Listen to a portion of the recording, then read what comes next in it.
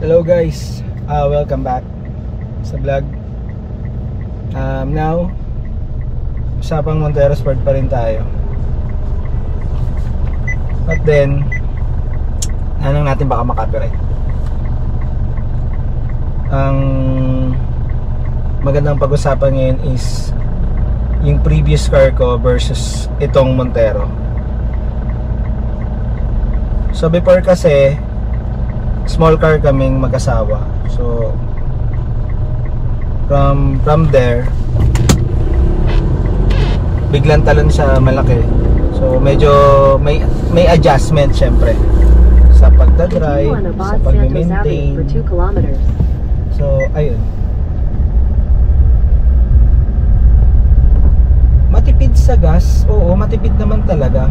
Shoutout sa mga naka Toyota Wigo G. Meron akong video dito, pero old video ko na yan.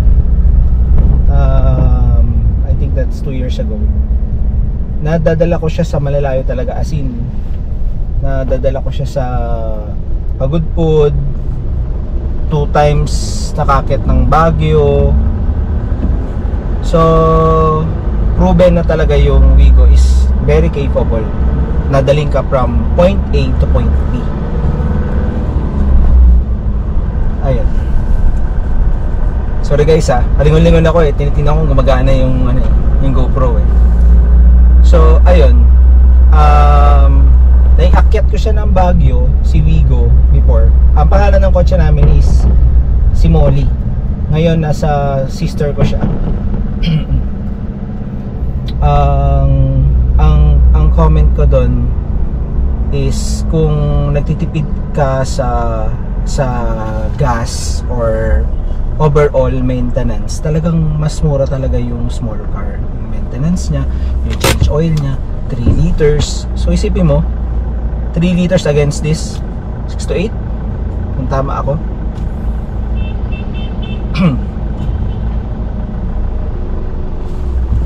Sa handling, mas malaki talaga yung pagkakaiba. Kasi noon sa Wigo, maganda yung suspension niya kasi syempre coil spring yun. But then, ramdam mo yung road imperfection talaga. Yung naririnig mo halos yung sound sa labas. Tapos parang syempre maliit ka, wala ka ganong lakas ng loob pag overtake. Pero don't get me wrong po malakas yung Wigo. Sa totoo lang, ang bilis niya din, mabilis siya, matulin siya. Kasi nagkaroon ako ng mga second hand cars before. Nagkaroon ako ng Toyota Corolla, karoon kami ng Mazda 323. Compare noon sa mga 90s model na kotse, hindi naman lahat syempre maraming 90s model na matutunin, like yung mga EK na Honda, tapos yung mga 1.6 na Corolla. But then yung mga simple lang, yung mga 1.3, mga ganyan. Tapos nakahawak ako ng ganong klaseng kotse. Parang naninibago ako nung time nung nahawakan ko si Wigo. Mas malakas siya compared doon kasi syempre mas modelo yung makina. Ano pa bang advantage ni Wigo? Advantage ni Wigo is yung space. Parang talagang wala kang problema sa parking, as in. Kahit saan mo siya i-park, kakasya talaga. Although, before, natuto ko mag-drive sa owner ng father ko, tsaka sa L300 ng tatay ko. So, alam kong mag-handle ng mahaba at malalaking sasakyan. Nung nakahawak ako ng Wigo, parang laruan na lang talaga, as in. Parang laruan na lang siya. Advantage ng maliit yung sasakyan, tawag doon, cute siya. Cute yung Wigo.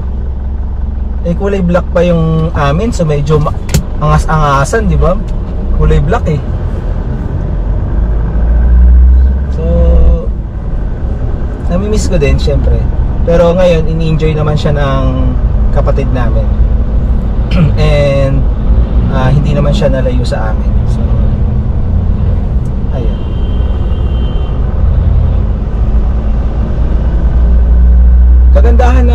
nasanay ka din sa maliit na sasakyan, it will humble you eh. Parang alam mo yung pakiramdam ng nagdadala ng maliit na sasakyan. Ako, nagmumotor din ako. Meron na mga past videos guys So makikita nyo din. Pero medyo novice talaga kasi walang ano lang. So, ordinary lang naman yung mga edit natin. But then, masasabi ko lang, yung pagdadrive ng small car, merge onto Rizal Avenue Extension, R-9. Hindi siya, parang, hindi siya nakakababa ng,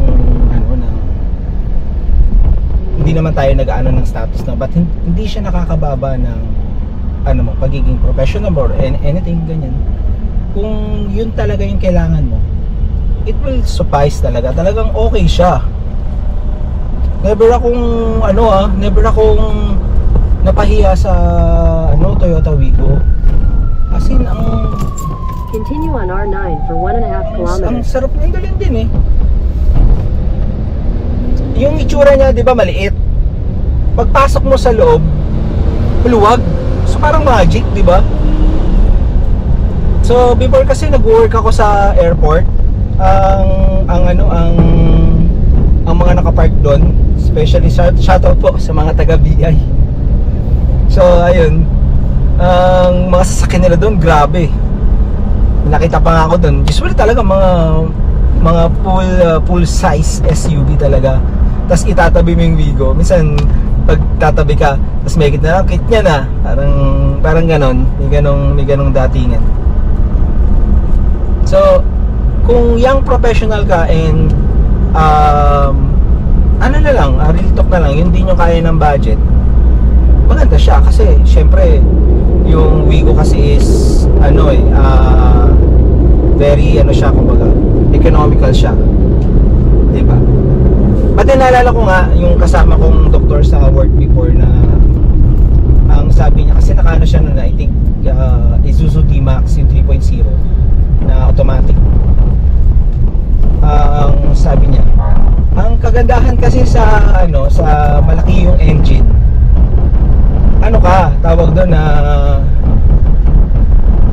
yung konting apak mo pa lang, around 2,000 to 2,500 RPM, malaki na yung tinakbo mo.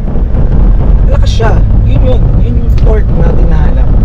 So kung ikaw ay sanay sa naglalaro ka lang ng 2,000 RPM, matipid siya. That's why ganun ako ang style ko sa driving kay Wigo. So wag lang natin naalisin na from once in a while, siguro sa isang linggo, takbo natin sa NLEX, ganyan, punta ka ng kilometer 34, kape-kape ka dun, tapos ayun, ilagpas mo lang siya ng 3,000 RPM, ganyan, para at least yung carbon deposits mo at paano nawawala. And guys, comment pala kayo nung dinidiesel nyo wala naman nakalagay na restrictions dun sa sa manual. But then nagamit ko kasi nung nasubukan ko yung turbo diesel ni Petron, iba yung hatak niya compare sa normal lang na diesel. Pero pwede din talaga yung normal na diesel guys kasi nakapag-try din talaga ako na i-long ride ko rin naman. Actually, yun yung gamit ko, nagpunta akong Pagudpud, normal lang na diesel na i-long ride ko rin naman. So bini-break-in ko to. 200 meters, turn right onto 5th Avenue, C3. So ayun lang naman ang naging parang comment ko doon, parang kung patipidan, parehas silang matipid kung depende sa perception mo kasi nga diesel to, 'di ba? Ngayon kasi parang mas mahal yung diesel So pero yung pagiging matipid ng Wigo, doon kahit meron guys, matipid talaga yung Wigo. Matipid talaga siya. So love ko yun, yung small car namin. Kailangan lang kasi talaga naming magpalit din ng car kasi syempre may mga aso kami, tapos nagpa-plan na kami ng mag-asawa ngayon, conceiving siya, malapit ng mga anak. So ayun, pino-future proof din namin. Yung sister ko naman kasi, younger sister ko naman kasi, kailangan talaga nila ng sasakyan for family din syempre. So ayun, si Wigo nasa kanya. Pero kinakamusta ko pa rin syempre, kamusta yung sasakyan, ganito ganyan. Kasi inalagaan mo yung sasakyan, di ba? Next na video natin guys, pag-usapan natin yung pag-usapan natin yung maintenance. Kung saan kayo nagme-maintenance, sa Casa ba, sa Shell ba, Rapid ba. So ayun. Pilig di ba kayo mag-adjust guys? Yung mga mahaba legs dyan yung mga long legged dyan yung nakasagad sana. Yung mga short legs naman, daddy short legs naman masyadong malapit sa buti nga telescopic and to yung telescopic tsaka tilt, yun nati-tilt siya. May nag-comment pala last time distracted driving. Sorry kuya. Wala first time natin sa mga ganito. Pero ayun guys, yung Wigo, if you're trying to have your first car talaga, maganda rin talaga si Wigo. For me ano ko lang naman. Pero maraming usapan kasi dyan, like si Wigo, hindi naman yan Toyota Turn left onto Fifth ano Street. yan Daihatsu yan But guys, Daihatsu, pagmamayari ni Toyota yun. Halos 100% pagmamayari ni Toyota. So when it comes to maintenance tsaka kung paano hinahandle ni Toyota yung mga products niya, same lang yan kahit sabi mong Daihatsu pa. Kasi yung daming Daihatsu na hawak na ni Toyota, hindi lang Wigo, Rush, Avanza, yan, yung mga yan, yung Light Ace, Hyundai yan pero ang makina ng Light Ace is tawag doon, makina ni Light Ace is yun din yung ginagamit ng Vios. If mali ako guys, comment down below. So parang yun ang sa pagkakaalam ko. Tsaka mas kumbaga ang pantapat ng Toyota sa mga sa mga budget cars na high-tech. Marami naman ngayon hindi lang naman China car. Maraming and don't get me wrong guys China car the best yan. Tinitingnan ko yung mga specs tsaka yung mga review niyan. Lalo yung mga Jetour T2. Lakas yan guys. Parang ang hirap i-judge na masisira. Sa walang piyesa ang hirap din i-judge. Sila gumagawa diba? So kasi Pilipino tayo lalo yung mga titos dyan. Ako hindi naman ako super tito pero pinanganak tayo ng 80s, nakita natin yung transition from tape, CD, yung mga ganun, VHS, yung mga ganyan. Kaya medyo tayo sa sasakyan.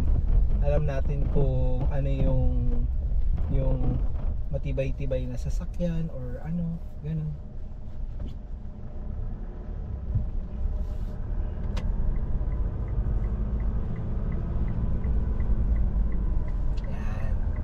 Natin si Kuya. In 200 meters, turn right onto 11th Avenue. Ayun. Yung mga ganitong ginagawang kalsada guys pansin ko lang yung iba ginagawa nilang parking kapag iba delikado yun, mamaya ma-shoot yung kotse nila sa kanal, hinuhukay. So final thought, Wigo versus ngayong gamit natin si 2025. Again guys, 2025 Montero Sport MT, mga manual tranny owners po. Shoutout din po sa mga naka-GLS, ganda po ng auto nyo po. Continue for 1 kilometer.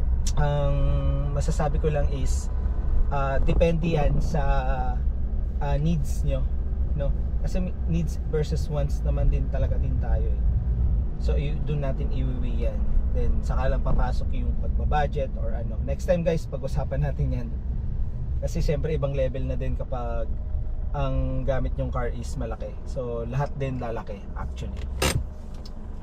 So ayun lang, kung Wigo yung sasakyan mo ngayon and you're aspiring to have a big car like Montero Sport, Fortuner, Everest, Isuzu MU-X, like that. Basta yung mga mid-size guys na malalaki. Ako kasi before, nung nagdadrive talaga ako ng Wigo, parang minsan talaga hindi mo maiwasan, mabubuli ka. Mabubuli ka talaga, lalo pag medyo nag-overtake ka din, gusto mong dumaan sa speed lane. But then, merong malaking kotse sa likod. Like, hindi naman lahat guys kasi may barkada ako, kababata ako, naka-Innova. Pero minsan pag overtake ka tapos merong Innova na mabilis sa likod, talagang anihin ka talaga. Meron ako experience talagang inano ko tawag dito, bubulihin ka talaga guys, bubulihin ka, may ganun. Kaya it's safe kung naka-Wigo kayo or any small cars, no? Small cars na mga hatch or no, kotse is yung kotse, ako ang ginawa ko na lang nun, ako na lang nag-adjust because hindi ko naman makokontrol yung thoughts ng ibang tao, di ba? So ang kokontrolin ko na lang yung thoughts ko. So ang ginawa ko is akong nag-adjust. Lagi na lang nasa middle lane, no? Pag kailangan talaga doon ako mag-ano. But guys, capable talaga si capable si Wigo na mag-overtake. Nag-o 100 diyan. In my case siguro kung tinesting ko lang naman, isang beses lang naman, kaya naman yung 140. Lalo ang dami ng tunog. Marami na siya, ganun na siya. Pero kaya naman. So, yun nga, again, 2 times nakakit ng Baguio. Isang beses nakapunta ng Pagudpud. So, alaga lang talaga sa change oil. Next time is pag-usapan natin yung PMS.